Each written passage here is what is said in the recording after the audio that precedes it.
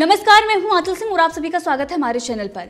पश्चिम बंगाल में जिस तरीके से ममता बनर्जी के अपने हाथ छोड़कर बीजेपी का दामन थाम रहे हैं, ठीक उसी प्रकार से महाराष्ट्र में भी हो रहा है। महाराष्ट्र में हमने आपको पहले ही बताया था कि बंगाल के ही रास्ते पर महाराष्ट्र भी चल रहा है। पश्चिम बंगाल में जिस प्रकार की तानाशाही टीएमसी कर रही है, अब यहाँ पर भी शिवसेना, एनसीपी और कांग्रेस की जो गठबंधन वाली सरकार है, ठीक उसी तरीके से जनता पर किस तरीके के अत्याचार किए जा रहे हैं। इसके साथ ये भी कहा जा रहा था कि दोनों के सलाहकार जो है वो भी एक ही है, प्रशांत किशोर, और इसीलिए पश्चिम बंगाल के रास्ते पर महाराष्ट्र चल रहा था और अब वही हो रहा है महाराष्ट्र में जो पश्चिम बंगाल में हो रहा था।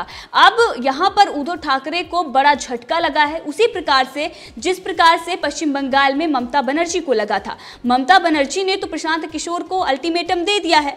जब लगातार जो उनके नेता कार्यकर्ता हैं नाराज होकर पार्टी छोड़ रहे हैं, तो उनसे सवाल जवाब भी किया गया, उनको तलब किया गया था और उनसे पूछा गया कि अगर इसी तरीके का रवैया रहा तो आपकी रणनीति का क्या फायदा हुआ।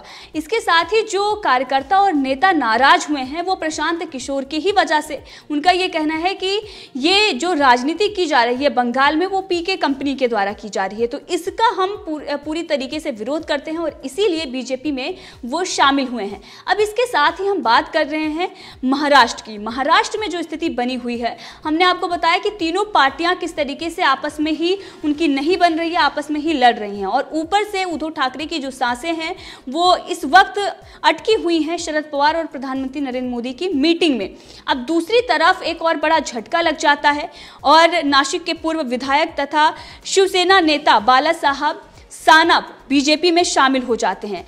प्रदेश भाजपा कार्यालय में विधानसभा में विपक्ष के नेता और महाराष्ट्र के पूर्व मुख्यमंत्री देवेंद्र फडणवीस और उसके साथ ही प्रदेश भाजपा अध्यक्ष चंद्रकांत पाटिल के मौजूदगी में वो बीजेपी में शामिल होते हैं। तो ये बहुत बड़ा झटका उद्धव ठाकरे को लगा है, मतलब शुरुआत हो चुकी है। आने वाले दिनों में ये देखना होगा कि कौन कौन से शिवसैनिक शिवसेना का दामन छोड़कर बीजेपी में शामिल होते हैं। इसके साथ ही आपको बता दें कि एक और बड़ी खबर है महाराष्ट्र से ही। आपने देखा कि राम मंदिर को लेकर आए दिन बयानबाजी की जा रही थी शिवसेना की तरफ से, यानी कि उद्धव ठाकरे और संजय राउत की तरफ से, लेकिन एक बार फिर से बड़ा बयान दिया गया है, हम बात करेंगे। लेकिन इससे पहले जो भाजपा में शामिल हुए हैं बाला साहब सानप, जिनका शिवसेना में अपमान हुआ था, उनका तरफ से ये कहना है कि शिवसेना की जो नीति है, जिस तरीके की उनकी राजनीति चल रही है, इसके साथ ही जिन नेताओं को पद दिए गए हैं और उनको उतना मान सम्मान नहीं दिया गया, इस सब से वो नाराज चल रहे थे। इसके साथ ही उन्होंने कहा कि बीजेपी की जो विचारधारा है उसमें वो विश्वास रखते हैं और इसीलिए बीजेपी में वो शामिल हो गए। इससे पहले वो बीजेपी में कई साल पहले थे, लेकिन इसके साथ ही हमने देखा कि बीजेपी से कुछ मनमुटाव होता है और उसके बाद वो एनसीपी में शामिल हो जाते हैं। एनसीपी में कुछ होता है, उसके बाद वो शिवसेना में जाते हैं और शिवसेना के बाद अब फिर से वो बीजेपी में शामिल हुए हैं, क्योंकि विचारधारा जो है वो उनको बीजेपी की ही सही लगी है। तो एक तरीके से ये शुरुआत हुई है और बीजेपी के लिए ये बहुत बड़ी और बहुत अहम बातें हैं, क्योंकि लगातार बीजेपी अपना रण बना रही है महाराष्ट्र में, और उसके चलते अगर इस तरीके से नेता मंत्री जो शिवसेना में हैं वो बीजेपी का दामन अगर थामते हैं तो ये आने वाले दिनों में बीजेपी के लिए बहुत ही ज्यादा महत्वपूर्ण होगा और फायदा भी बीजेपी को मिलेगा। इस बारे में देवेंद्र फडणवीस ने भी ट्वीट किया है और उन्होंने बताया कि बीजेपी ऑफिस में बाला साहब सानप ने और बाकी और जो उनके साथ कार्यकर्ता थे, जो नेता थे, उन्होंने बीजेपी का दामन थामा है। तो जाहिर सी बात है कि एक बड़ा झटका उद्धव ठाकरे को, संजय राउत को लगा है और बीजेपी को एक बड़ा फायदा मिला है। इसके साथ ही चंद्रकांत पाटिल ने भी इस पर ट्वीट करके तस्वीरें उन्होंने शेयर की है ट्विटर पर, और भाजपा महाराष्ट्र ने भी तस्वीरों के साथ उन्होंने बताया कि देवेंद्र फडणवीस और इसके साथ ही चंद्रकांत पाटिल यानी कि पूर्व मुख्यमंत्री और भाजपा के अध्यक्ष दोनों के मौजूदगी में बाला साहब सानप ने बीजेपी का दामन थामा है। और इसके साथ ही प्रवीण अलई ने भी इस पर ट्वीट करके उन्होंने धन्यवाद दिया है बाला साहब सानप का। इसके साथ ही बीजेपी के लिए एक बड़ी जीत है, उनकी तरफ से ये कहा गया है। लगातार जो नेता हैं इस बारे में बधाई दे रहे हैं, लेकिन दूसरी तरफ संजय राउत का वो बयान जिस पर बीजेपी ने कई सवाल खड़े किए हैं। संजय राउत ने जिस तरीके से सामना में आए दिन वो लिखते रहते हैं और कई लोगों पर निशाना साधा जाता है, लेकिन आज तक इन पर कोई कार्रवाई नहीं हुई है। किस तरीके से नेताओं को, केंद्र के नेताओं को लेकर, मंत्रियों को लेकर जिस तरीके की भड़ास निकाली जाती है, लेकिन अगर कोई दूसरा पत्रकार इनसे से सवाल पूछ ले तो उसको उठा के जेल में डाल दिया जाता है और कहा जाता है कि मर्यादा होनी चाहिए। लेकिन संजय राउत के पास ना तो बोलने की कोई मर्यादा है और ना ही कुछ लिखने की मर्यादा है, वो कुछ भी लिखते हैं। अब राम मंदिर को लेकर एक बार फिर से उनकी तरफ से एक ऐसा बयान दिया गया है और कहा गया है कि राम मंदिर के लिए जो चंदा इकट्ठा किया जा रहा है इससे हिंदुत्व का अपमान होता है। हिंदुत्व की बात जब इनसे पूछी जाती है तो ये कहते हैं कि हिंदुत्व हमें कोई ना सिखाए। तो ये फिर किस तरीके से दूसरों को हिंदुत्व सिखा रहे हैं? अगर कहीं से भी चंदा मांगा जाता है या कोई अपने श्रद्धा भाव से दान करता है तो वो हिंदुत्व का अपमान कैसे हो गया? सबसे बड़ा सवाल तो ये है। हिंदुत्व के बारे में संजय राउत को एक बार फिर से पढ़नी चाहिए और इनको जानकारी पूरी होनी चाहिए, तभी इस तरीके की बयानबाजी या सामना में इस तरीके का पत्र लिख सकते हैं। इसके साथ ही इनके द्वारा जो कुछ भी लिखा गया इस पर बीजेपी ने कई बड़े आरोप लगाए। उन्होंने कहा है कि इससे पहले अड़ंगा डालने की कोशिश इनके तरफ से की गई थी। जब राम मंदिर का भूमि पूजन हो रहा था उस वक्त भी इनके तरफ से ये कहा गया कि ई भूमि पूजन होना चाहिए, वहां पर लोगों को इकट्ठा नहीं होना चाहिए। इसके साथ ही तमाम तरह की बयानबाजी की गई थी और जिसके बाद संत समाज ने भी आक्रोश जताया था और ये कहा था कि यहाँ पर अगर उद्धव ठाकरे या संजय राउत आते हैं, शिवसैनिक यहाँ पर आते हैं जो शिवसेना में है, यानी कि सोनिया सेना जो बन चुके हैं, उन लोगों की बात की गई थी, अगर यहाँ पर आते हैं तो हम उनको अयोध्या में प्रवेश नहीं करने देंगे। अब उसके बाद गोमूत्र और गाय को लेकर दशहरे मेले में जिस तरीके का बयान दिया जाता है, इसके साथ ही कई मौकों पर हिंदुओं को बदनाम करने की कोशिश शिवसेना की तरफ से की जाती है। तो यहाँ पर सवाल ये पूछा जा रहा है कि राम मंदिर से इतनी दिक्कत संजय राउत और उद्धव ठाकरे को क्यों है? क्यों इस तरीके की वो बयानबाजी करते रहते हैं? किसी को खुश करने का मकसद है या फिर अपनी छवि को बदलने के लिए ये बयानबाजी की जा रही है? उद्धव ने भूमि पूजन को लेकर कहा, उसके बाद गोमूत्र और गाय को लेकर कहा, इसके साथ ही मंदिरों को नहीं खोला गया जिसके कारण संत समाज आक्रोशित था। संतों को उठाकर किस तरीके से जेल में डाला जा रहा था और पालघर में साधुओं की हत्या हो जाती है और उस पर किस तरीके से खामोश हो जाते हैं। जब जनता सवाल पूछती है तो उन पर अटैक किए जाते हैं। जब अर्णव गोस्वामी सवाल पूछते हैं तो उन पर किस तरीके से प्रेशर बनाया जाता है, लगातार उन्हें परेशान करने की कोशिश की जाती है। तो इन सबको लेकर ये कहा जा रहा है कि विचारधारा तो उन्होंने खो ही दी है, लेकिन आए दिन इस तरीके की जो बयानबाजी करते हैं इससे हिंदुओं को अपमानित किया जा रहा है।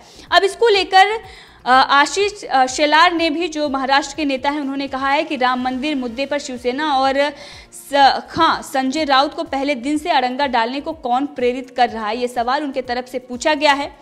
साथ ही बीजेपी की तरफ से भी इस पर कई बड़े आरोप लगाए गए हैं। उन्होंने कहा है कि ये राजनीतिक मुद्दा है ही नहीं। राम मंदिर निर्माण में राष्ट्रीय स्वयंसेवक संघ, विश्व हिंदू परिषद, अशोक सिंघल और बजरंग दल की अहम भूमिका रही है, बीजेपी की तरफ से ये कहा गया है। लेकिन इससे पहले शिवसेना ने अपने मुखपत्र में जिस तरीके से लिखा था कि चंदा वसूलने को लेकर, अगर कोई भी चंदा इस तरीके से राम मंदिर के नाम पर वसूल रहा है तो हिंदुत्व का अपमान है। इसके तरफ से यह भी कहा गया था कि बीजेपी इसके द्वारा चुनाव प्रचार कर रही है, जबकि बीजेपी इस पर साफ कर चुकी है कि बीजेपी का राजनीतिक ये मुद्दा नहीं है और उन्होंने राम मंदिर बनाने के लिए जो कहा था वो उन्होंने करके दिखाया है। सामना में ये लिखा गया था कि अयोध्या में राजा का मंदिर बनने जा रहा है, ऐसे में उनके मंदिर के लिए घर घर जाकर चंदा मांगना ये राजा का अपमान है। साथ ही उन्होंने कहा था कि राम मंदिर सुप्रीम कोर्ट के आदेश से बन रहा है और कोर्ट के फैसले के बाद ही प्रधानमंत्री ने राम मंदिर का शिलान्यास किया है। यानी कि ये दिखाने की कोशिश की गई है कि महाराष्ट्र में अगर बीजेपी को इसका फायदा मिलता है, जो अहम फैसले लिए गए हैं, सालों से ये फैसला अटका हुआ था, प्रधानमंत्री नरेंद्र मोदी और गृह मंत्री अमित शाह के द्वारा ही ये संभव हो पाया है, क्योंकि पहले भी इस तरीके के फैसले हुए लेकिन सबूतों की अभाव में और वहाँ पर उस तरीके से दलीलें नहीं पेश की जाती थी और उसको इस तरीके से जो सबूत थे कहीं ना कहीं उसके साथ छेड़छाड़ की जाती थी। सालों तक किस तरीके से कांग्रेस खुद ही, सरकार जो रही है वो खुद ही विरोध में खड़ी हो जाती थी, वो सारी चीज़ें इस वक्त नहीं हुई और जिसके चलते राम मंदिर का फैसला हिंदुओं के पक्ष में आया था। ये शिवसेना को याद रखना चाहिए। अगर इसका फायदा बीजेपी को मिलता है तो ये बड़ी बात है, क्योंकि अगर कोई भी भलाई के लिए काम करता है, अगर जनता के भलाई में काम कर रहे हैं तो जनता चाहेगी कि अगली बार वही चुनकर आए और जो अहम फैसले लेने की शक्ति है वो बीजेपी में ही है। शिवसेना ने जो फैसले लिए हैं वो पूरी दुनिया देख रही है, किस तरीके का फैसला लिया गया, मंदिरों को ना खोलना, तुष्टीकरण की राजनीति और इसके चलते ही शिलान्यास को लेकर किस तरीके की बयानबाजी, ई पूजन करना चाहिए, वहां पर नहीं जाना चाहिए, संवैधानिक नहीं है, तमाम चीजें कही गई। हिंदुत्व को लेकर आए दिन इस तरीके की बयानबाजी होती रही है। तो अब महाराष्ट्र में जो अपनी जमीन है वो खिसकती देखकर संजय राउत बौखलाए हुए। उनको ये लग रहा है कि अब अपनी विचारधारा तो हमने छोड़ दी है, लेकिन अब इसका जो फायदा बीजेपी को मिलने वाला है उसमें हम किसी ना किसी प्रकार से बीजेपी का विरोध करें। और राम मंदिर का जो ये बड़ा मामला था उस पर बीजेपी को अगर फायदा मिलने वाला है तो उस पर इस तरीके के सामना में लगातार इस तरीके की चीजें लिखी जाएं ताकि बीजेपी को इसका फायदा ना मिले और बार बार ये बताया जाए कि इसमें बीजेपी का कोई हाथ नहीं है, प्रधानमंत्री नरेंद्र मोदी का कोई हाथ नहीं है, सुप्रीम कोर्ट का यह फैसला आया था और चंदा मांगना नहीं चाहिए, क्योंकि चंदा मांगने जाते हैं बीजेपी का चुनाव प्रचार करते हैं। संजय राउत का यह साफ कहना है। इसके साथ ही ये भी उन्होंने पूछा था कि राम मंदिर का चंदा इकट्ठा करने के लिए 4 लाख रोज घर घर भेज रहे हो, ये किसके प्रचार के लिए भेज रहे हो? राम मंदिर के लिए बैंक खाता बना हुआ है जिसमें कई बड़े बड़े दानवीरों ने दान किया है। शिवसेना ने भी उसमें 1 करोड़ रुपए दिए हैं। साथ ही कहा कि राम मंदिर बन रहा है और बनेगा, बस आपकी राजनीतिक नौटंकी आप बंद कर दीजिए, ये उनके तरफ से कहा गया है। लेकिन शिवसेना किस तरीके की नौटंकी, किस तरीके से ड्रामे करती आई है जब से गठबंधन हुआ है इनका, वो पूरी दुनिया देख रही है। अब इस पर सोशल मीडिया पर भी लोगों ने संजय राउत और उद्धव ठाकरे पर तंज कसना शुरू कर दिया है, क्योंकि ये कहा जा रहा है कि शिवसेना जो पार्टी बीएमसी के कॉन्ट्रैक्ट पर चल रही हो वो दूसरों को चंदा वसूलने पर सलाह दे रही है और दूसरों को सिखा रही है कि राम मंदिर के लिए चंदा नहीं मांगना चाहिए। अब इस तरीके की जो बयानबाजी है लगातार की जा रही थी। बीजेपी ने भी ये बड़ा आरोप लगाया है कि अड़ंगा डालने की कोशिश की जा रही है शिवसेना की तरफ से और कहीं ना कहीं इस मामले में बीजेपी को फायदा मिल रहा है और आने वाले चुनाव में बीजेपी के लिए जमीन तैयार हो रही है और इसीलिए शिवसेना बौखलाई हुई है। संजय राउत लगातार इस तरीके की बयानबाजी कर रहे हैं। तो अब बड़ी तादाद में जो शिवसैनिक हैं वो बीजेपी में शामिल होने वाले हैं और जिस तरीके से शुरुआत हुई है बीजेपी के लिए बहुत बड़ा फायदा मिलने वाला है। साथ ही उद्धव ठाकरे और संजय राउत के लिए एक बड़ा झटका है। जिस तरीके से पश्चिम बंगाल में ममता बनर्जी अकेली रह गई हैं, उसी तरीके से महाराष्ट्र में अब उद्धव ठाकरे भी अकेले बचेंगे। इस पूरे मामले में आपका क्या कहना है कमेंट करके जरूर बताएं। इसी के साथ अगर आपने अभी तक चैनल को सब्सक्राइब नहीं किया है तो कर लें ताकि हर अपडेट आप तक पहुंचती रहे। धन्यवाद।